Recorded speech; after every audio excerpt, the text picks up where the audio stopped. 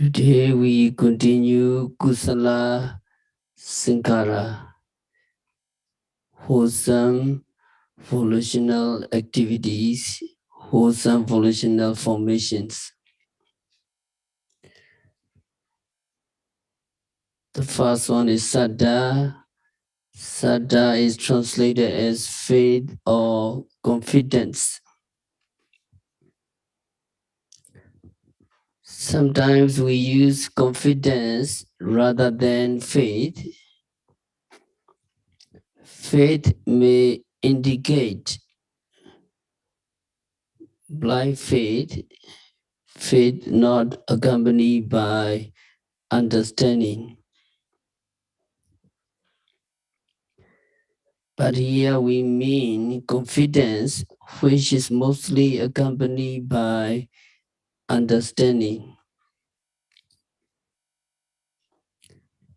So the first beautiful Kusala Saṅkhāra mental factor is faith. Saddha has the characteristics of placing faith or trusting.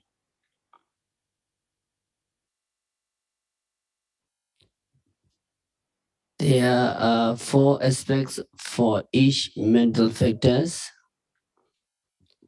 When we practice Vipassana meditation, we have to observe Namarupa, psychophysical phenomena in terms of their lakkhana, characteristics, Kecha functions, Pijupatana manifestation, and proximate cause. So the first one is lakkhana characteristics, second one is function, and the third is manifestation, and the fourth is proximate cause.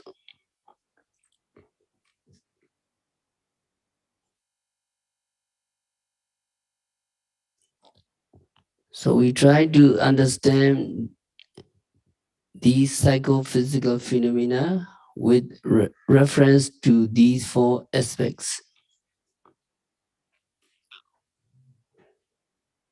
So yogi have to try to understand characteristics because it is important. Yogi try to know, try to capture the characteristics of each mental state. So Saddha has the characteristics of placing faith, or it has the characteristics of trusting something. Yogi have faith in the Buddha, faith in the Dharma, faith in the Sangha, and so on.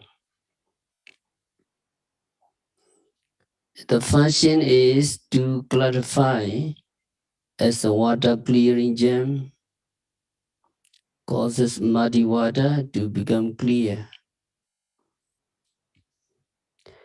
In the Attasalini, it is explained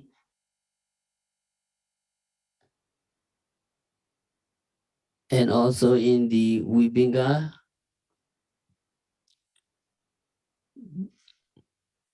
mentioned that a universal monarch has a precious gem. That gem has the capability to clarify water. Suppose universal monarch went out for fighting,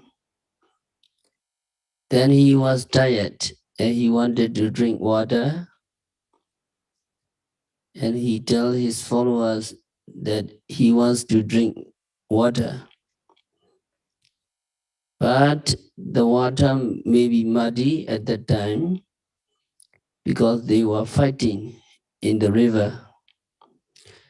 So when there is the gem with him, then he puts the gem in the water. then the mud will subside and the water will become clear. So in the same way, when Saddha, faith in the triple gem, faith in the true Buddha Dhamma Sangha arises in your minds, then your minds become clear. So the functions of Saddha is to clarify, to cleanse your mind like the water clearing gem. All the functions of Saddha is to set forth as you might set forth to cross a flood. Set forth really means going right into, plunging into, entering into. Here the commentary is playing with a simile. People were trying to cross the river. The river was filled with crocodiles and other animals, so it is not safe. So these people were not brave enough, so they were just standing on the bank, looking here and there. At that time, a brave man comes along and asks them, "What are you doing?" And they said they wanted to cross the river, but they said that they were afraid of the crocodiles and other animals. So the brave man picked up his sword and said, "Just follow me. Don't worry about that," he said. And he plunged into the river and went ahead of them to scare away the crocodiles and other animals. So the brave man safely took the people from this bank to the other bank. With help of that man, following that man, people were able to cross the river, cross the flood. In the same way, when there is Saddha in you, then you are able to perform meritorious deeds. When you have Saddha, when you have confidence in the practice, when you have faith in the Buddha Dhamma Sangha, and when you have faith in the training and faith in yourself, then you can do everything. Saddha is like a brave man who takes people across the river, which is full of crocodiles and other animals. And the manifestations of Saddha is non-fogginess. When your mind is clear, it is not foggy. So there is removal of the mind's impurities or as resolution. A yogi have met a Dimokha. Mental factors called a Dimokha. It is among the 6 occasional, you remember, Vitaka, Vichara, Adhimokkha, Viriya, Piti, and Chanda. Adhimokkha is resolution. There, Adhimokkha is occasional and it is variable. It may accompany both wholesome kusala and unwholesome akusala types of consciousness.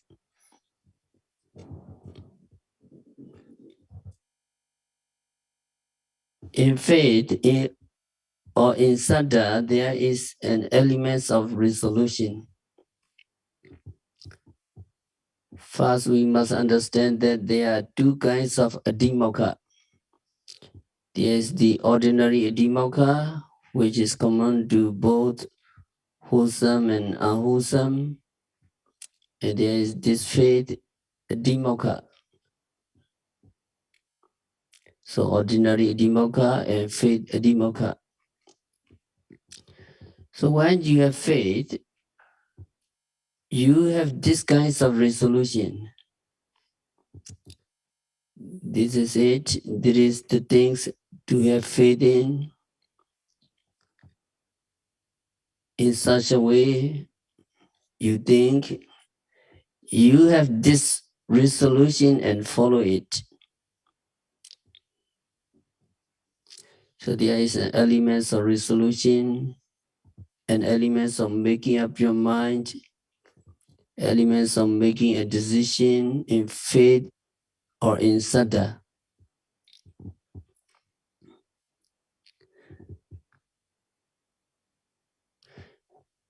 So saddha does not mean simply having faith. Here having faith is based on understanding. And when you understand that something is a real object of your faith, you will decide that it is good. Then you have faith in it, you have confidence in it. There is an element of resolution in saddha.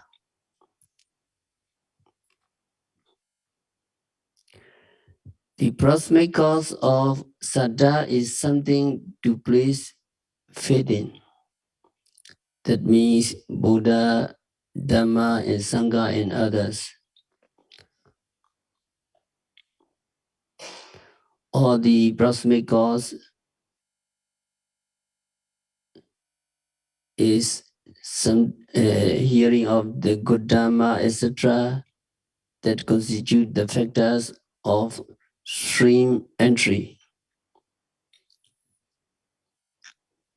There are some things that lead to the attainment of Sotabadi Mega and Sotabadi Phala. You have to associate with noble people. You have to listen to the Dhamma. You must have wise reflection, Yoniso Manasikara. You must develop factors of Vipassana. These are called the constituent of stream entry or factors of stream entry. If you want to reach the attainment of Sotabana, then you follow these four, associating with noble people, listening to the Dhamma, wise reflection, and developing factors of Vipassana.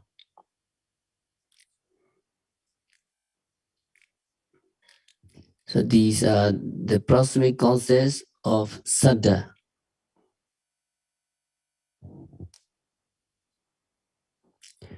And saddha is compared to many things in the Sutta. Saddha is compared to a hand. If you have a hand, you can pick up good things you want,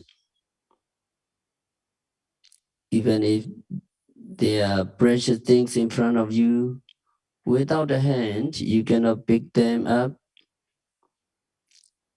In the same way, if you do not have saddha, if you do not have confidence, you cannot pick up kusala, you cannot pick up good qualities, you cannot pick up good mental states. Now you have a lot of saddha in the practice. Because of faith, you practice sitting meditation, walking, standing, daily activities. In every movement, you try to be mindful due to your strong saddha in the practice. So you are picking up very precious gem in every noting. So these are picking up the precious things.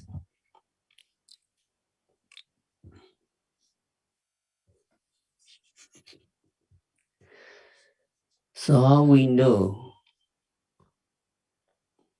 yogi becomes Sotapanna or not? Yogi have to examine himself or herself according to the progressive stages of vipassana insight knowledge. A yogi have to examine himself or herself according to the summons of Dhamma Dasa, Dhamma mirror. If you have complete progressive stages of vipassana insight knowledge, and you do the Dhammadasa, summon on Dhamma mirror, you can be assured of whether you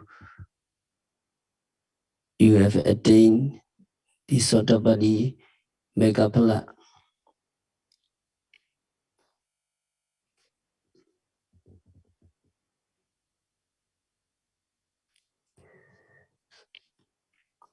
So as a genuine Sotapanna, yogi will gain unwavering faith in the Buddha based on your empirical experience of Dhamma,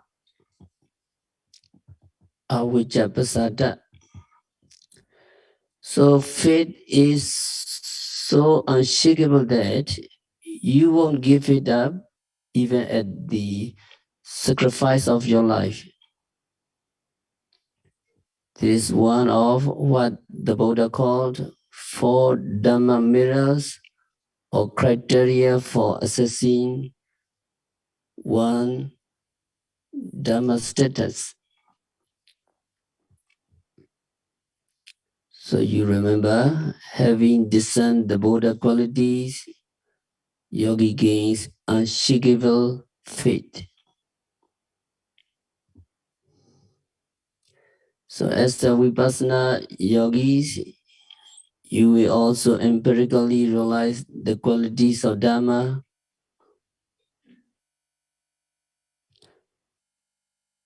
Yogi realized that, as the Buddha pointed out, there are no person, no individual, no living entity. They are only namarupa, psychophysical phenomena that arise and vanish ceaselessly.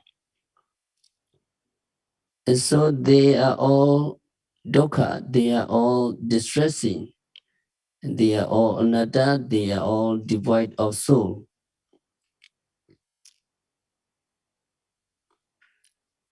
And in due course of time, yogi will also directly experience nibbana through mega enlightenment as well as through the phala absorption.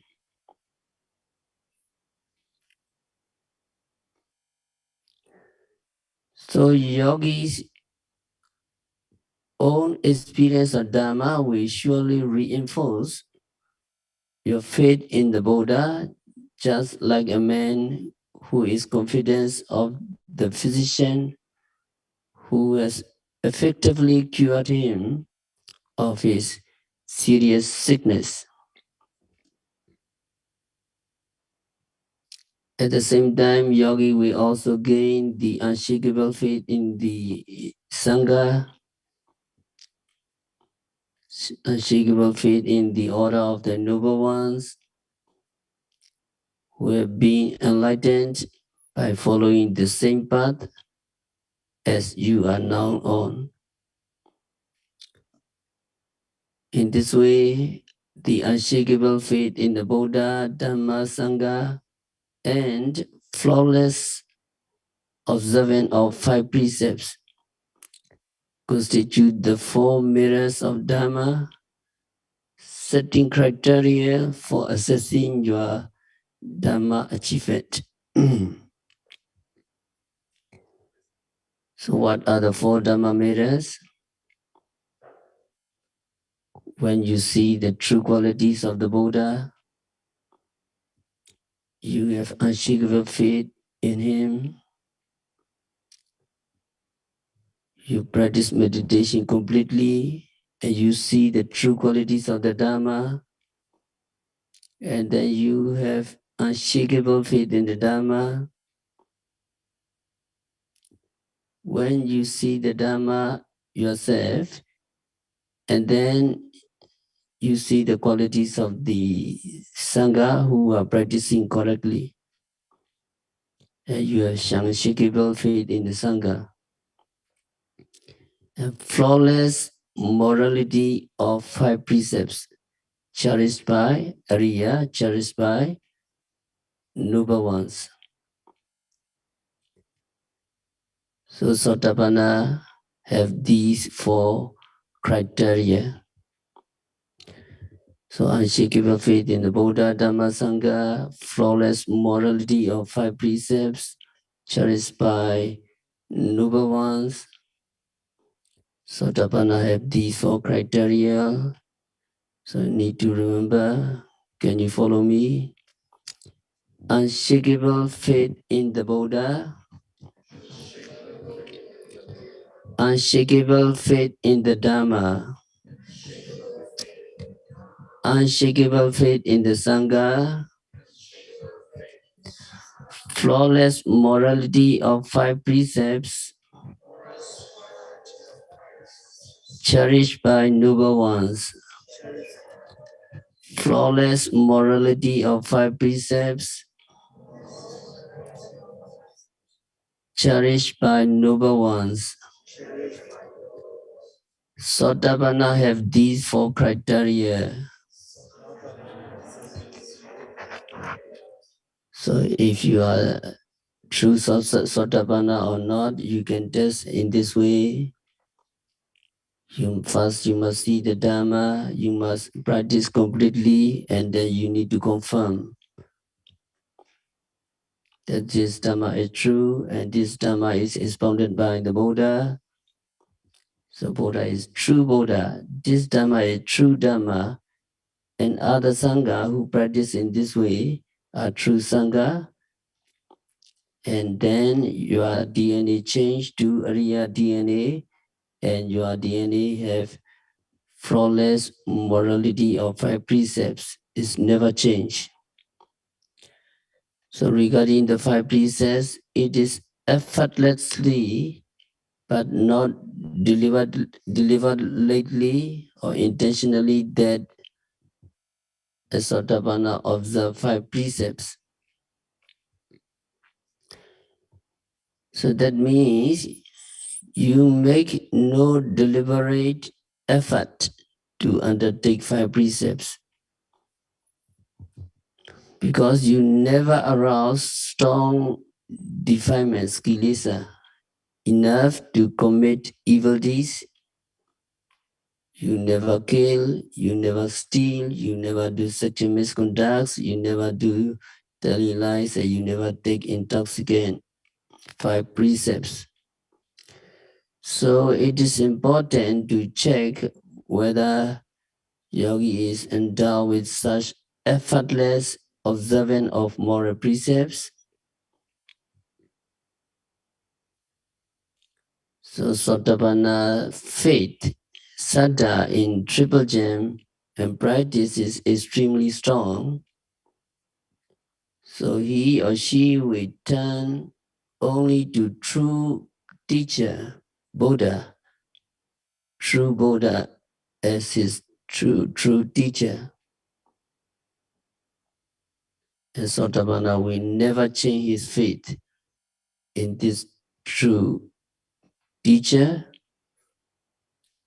And even in his next life, next rebirth, he or she will not go to another teacher. So Sotapanna is said to be free from doing sick things. What are the sick things? Killing, stealing, sexual misconduct, daily lies, and taking intoxicant, and going to another teacher.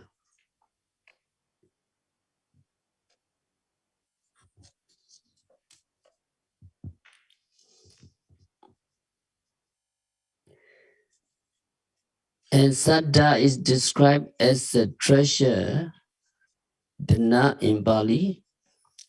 There are 7 treasures which are called noble treasures. Ariyadana, you remember? Noble treasures, Ariyadana are Saddha, Sila, Sutta, Jaga, Pinya, Hiri, and Uttapa.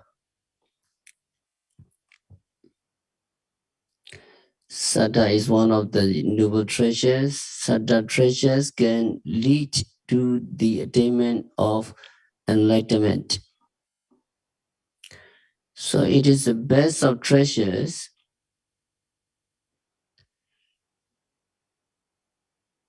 In our life, there are other kinds of treasures. These worldly treasures cannot help us to reach the state of an arahant or enlightenment. But Saddha can help us to reach the state.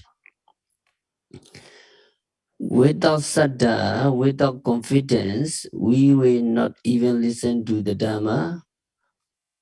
We will not practice 1-month retreat, 2-month retreat like this. If we have not confidence, we will not come here. We will not practice seriously. So Saddha is compared to a treasures. Saddha is compared to wealth. And then Saddha is compared to seed. If you want to have a tree, if you want to have a fruits, you must grow the seed. If you do not have the seed, you cannot have fruits and flowers. In the same way, if you do not have Saddha, you cannot have Kusala, you cannot have wholesome, volitional formations. So Saddha is compared to a seed. And Saddha is one of the 5 mental faculties, 5 indriya. You remember the 5 mental qualities, mental faculties, indriya, faith, energy, mindfulness, concentration, and wisdom. Faith or Saddha is one of the mental faculties. These 5 mental faculties are to be kept in balance. If any one of them is in excess, your meditation will go wrong. So your Saddha, faith, is to be balanced, especially with Pinya, wisdom, understanding. So too much Saddha and you will believe in anything. So too much Pinya and you will become deceitful. So they must be balanced. Saddha is one of the 5 mental faculties which is important in our practice of meditation.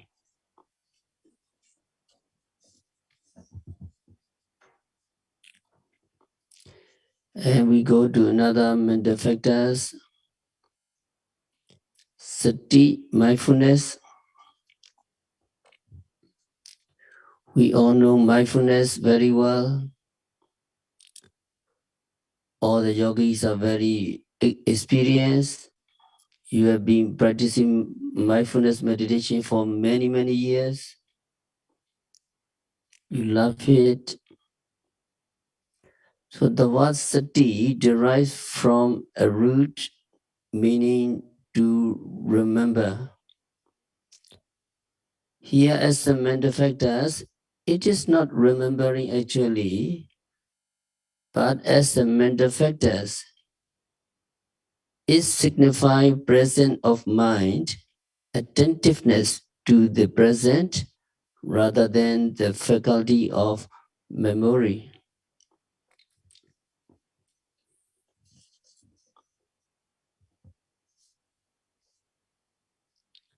So sati here does not mean to remember, but it means to pay attention to the object at the present moment. When we practice Satipatthana, mindfulness meditation, we are mindful of the object at the present moment. In some places, sati does mean remembering. The supernormal knowledge of remembering past life. Our fully enlightened Buddha attained the knowledge in the first watch of the night before he became the Buddha. That knowledge is called Bobbe Nivasa no Sati. Bobbe Nivasa no Sati. Sati there means to remember. The Buddha was able to remember his past life. In certain contexts, sati can mean remembering. Here is as a matter of fact, sati means not remembering but mindfulness to be with the object. So sati has the characteristics of not wobbling. That means not floating on the surface. The commentary explained that some dry food or uh, some dry wood or a balloon floats on the surface of the water. It does not go into the water, so sati is not like that. If your sati must go into the object. Another way of saying non-wobbling is non-superficiality. If it is sati, it is not superficial. Now you note rising, falling, sitting, walking, seeing, hearing. So your mindfulness must not superficial. It must be squarely with the object. It must go into the object. Its function is absence of confusion or non-forgetfulness. That means actually not losing the object. When you pay attention to something, your mind is with that object. Your mind does not lose that object. You do not lose that object because your sati is there.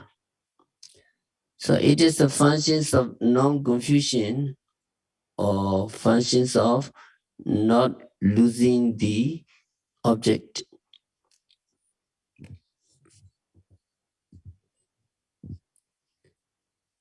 So the manifestation of sati is guardianship. Sati manifests as a guard.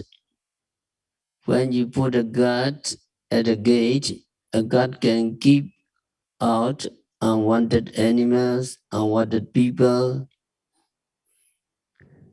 In the same way, when you put sati as a guard at your mind door, it can keep out the unwholesome mental states from entering your mind.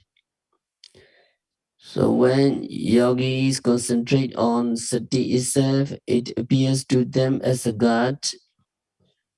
Sati is there at the six senses. Sati is as the eyes door, ear door, nose door, tongue door, body door, and mind door. So long as sati is at these six doors, no unwholesome state can enter your mind. So that is why Buddha said, Ekayano ayambekui mego satana visuddhiya. This is the only way for the purifications of minds of beings. Some people do not like the statement.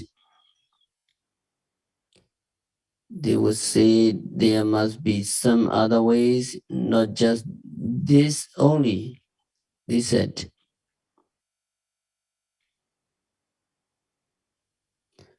But here that is the truth that this is the only way to keep our mental defilements from entering our mind. There's no other way. If yogi keep mindfulness with you, you can keep them at bay. The moment you lose mindfulness, the mental defilements come in. So mindfulness is the only way that you must accept. And Buddha especially said that this is the only way, there is no other way. But mindfulness can be practiced in different ways. There is mindfulness of breathing, anapana, mindfulness of postures of the body, sitting, standing, walking, lying down, idiapata,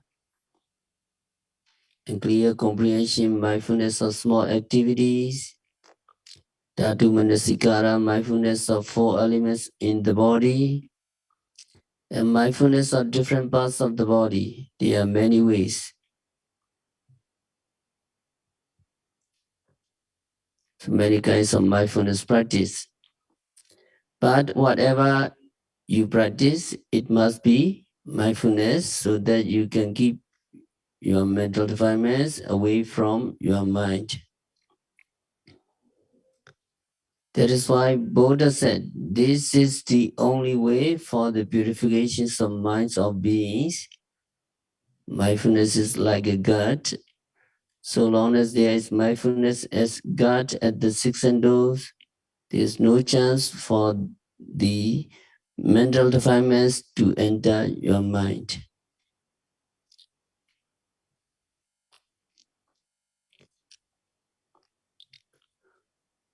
Or it is manifested as the state of confronting an objective field. That means coming to the objects or something like that. So there is sati. Mind is not only aimed at the object, but actually touches the object. So mind is turned towards the object.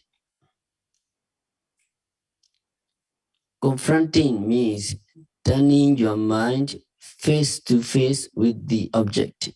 It is confronting.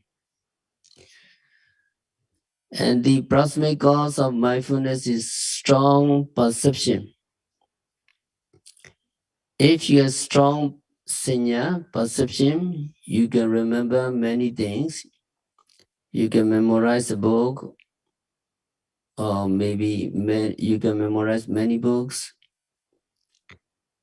Actually, that is because you have strong sanya. Strong sanya helps you remember things. Or it is manifested as the four foundations of mindfulness. Or it is proximate cause is the four foundations of mindfulness. Four foundations of mindfulness is also the proximate cause. You practice the four foundations of mindfulness and you develop mindfulness. So you have been practicing mindfulness, you have been developing mindfulness for many, many times. The previous mindfulness is the proximate cause for the practice of mindfulness, or the previous mindfulness is the condition for the practice of your mindfulness. One moment of mindfulness has another moments of mindfulness and another moments of mindfulness. So that is why you are practicing 4 foundations of mindfulness. 4 foundations of mindfulness is the proximate cause. So saddha, sati, and we need to know how Buddha acknowledged in the Bodhi Rajakumara Sutta. In the Bodhi Rajakumara Sutta, Buddha acknowledged that a yogi of sharp intelligence, wisdom or understanding, that is Sekha Pinya Neya yogi, so that yogi can even become fully enlightened within a night or within a day. So Buddha acknowledged in the Bodhi Rajakumara Sutta. When bhikkhu, when yogi who possess the 5 factors of striving, Padaninga Dhamma, meet a Tathagata to guide him. So teacher is the best one, teacher is Buddha. Then he was instructed in the evening and he practiced. Then he might arrive at destination in the morning. And if he was instructed in the morning, he practiced, and then he might arrive at destination in the evening. So this is Buddha acknowledged. So what are the 5 factors of striving? Padaniyenga Dhamma. The first one is faith in the Buddha, Dhamma, and Sangha, and faith in his meditation teacher. So the first one is Saddha. Saddha in the Buddha, Dhamma, Sangha, meditation teacher, and meditation method. So there is no doubt your method is Satipatthana method. You can observe every phenomena occurring at the 6 senses. You are contemplating the body, feeling, consciousness, and Dhamma. All Namarupa you are observing occurring at the 6 senses. And then number 2, sufficient health to digest the food you eat. Now this health also no problem for you. You can eat, you can sleep very well. You are not a very serious sick. Serious, no, you have no serious sickness. You eat well, you sleep well. So you have sufficient health to digest the food you eat. And then number 3, you must have enough honesty to state the facts of your experience to your teacher and fellow meditators without showing any virtues that you are not endowed with, or trying to conceal your shortcomings. That means you are very honest to tell the truth. And number 4 is you must have determination to persist your efforts until you become fully enlightened, even if the result is that your flesh and blood wither away, leaving only skin, sinew, and bones. That is your effort. So now you are practicing very diligently. From the very early morning you wake up and non-stop you practice until 10, 11. So non-stop practicing is really inspiring. And you can look at other yogis, also they're very serious. So atmosphere is very favorable for you. All the yogis are putting effort. And then number 5 is arousing inside knowledge of the arising and passing away of the nama rupa. So most of the yogis see that arising and passing away of the phenomena. So yogi are able to attain the knowledge of path and fruition and reach nirvana within 7 years, or 7 days, or even within one night or one day. Who said these words? These words are not the words of an ordinary person. These words are of the Buddha, who understood by himself of all Dharma as they really are. So because he only said what was true and beneficial, they are the words of the Sukata, that is Buddha. So all the yogis are endowed with faith and aspiration to become free from the cycle of suffering, are practicing in this retreat. So Buddha do not speak ambiguously, they only speak what is true. Buddha do not speak fruitlessly. Buddha only speak what is beneficial. So if yogi has faith that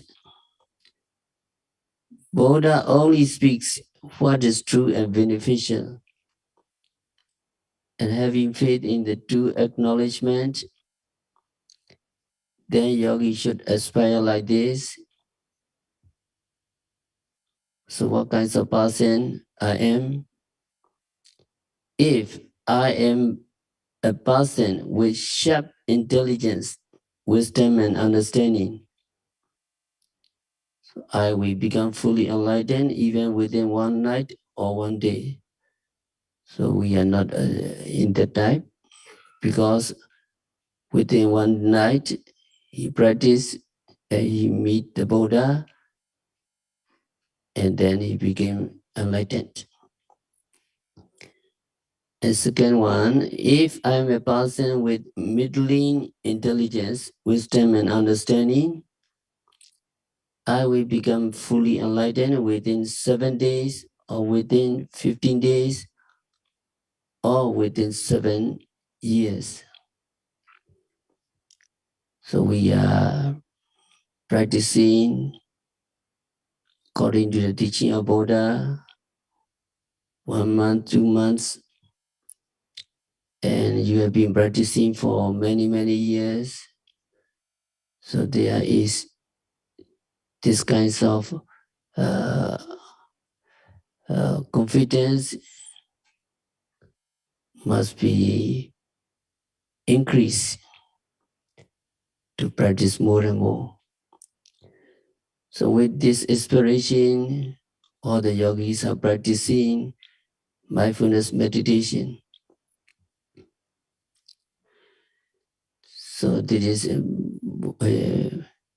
body Raja Kumara Sutta, Buddha acknowledged to the practitioner. This is very inspiring. So remembering this, yogi need to practice more and more. So we will continue tomorrow. We have to stop our discourse for today by practicing vipassana meditation, by observing every phenomena occurring at the six senses, by noting, rising, falling, sitting, touching, seeing, hearing, continuously and meticulously. May all yogis be liberated from all suffering. May all yogis realize the real peace in the very near future. So,